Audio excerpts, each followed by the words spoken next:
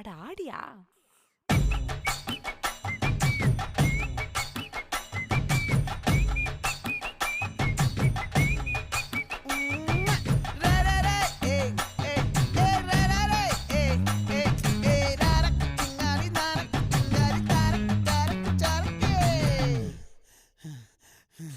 விளைஞ்சிருக்கும் என் வெத்தலை கொடி, அட வளைஞ்சிருக்கும் ஒரு சன்னல் வெடி.